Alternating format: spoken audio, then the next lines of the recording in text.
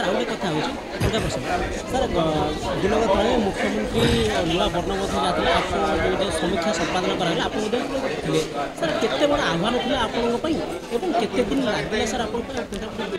हाँ नहीं मुझे आपको कहीदिए वर्णबोध कथाटी वर्णबोध को लिखिले 1895 मसीह मधुसूदन राव सेतेबेलर समयर कथा सेतेबेलर जो शब्द जेहेतु सी निजे व्यवहार कर परिवर्तन कर अधिकार आमर कहार ना किंतु दि चारि जगार मुद्रा प्रमाद भाया जमी तार जो मल्ली म ल हर्षई अच्छे आम से छाड़ी पारे पाई तेणु द्वितीय ल दीर्घई मल्लीर आम तले तार देचु जे तार शुद्ध बनानटे या जमी सपुरी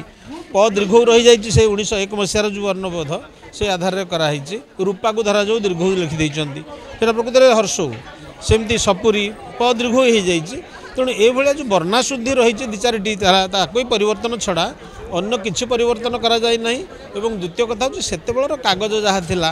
जहाँ चित्र थिला तार टिके परिपाटी की बदलवाई गोटे नुआ परिचय देवाई तैयारी कराई ना किसी परिवर्तन करा जाए नहीं कारण सी आम गोटे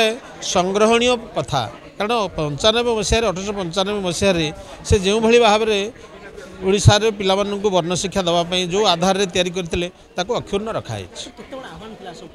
निश्चित भाव में कारण या उपरे आगु मकदमा होती कारण जी परिवर्तन करने को चाहिए मोर व्यक्तिगत मत आम नुआ वर्णबोध करें किंतु सी जो वर्णबोधटी करी आम आउ थे बाहर करुचे आम से हस्तक्षेप करवा उचित नुहे किंतु जो बनान शुद्धि अच्छी से कथाटी केवल नजर को निया।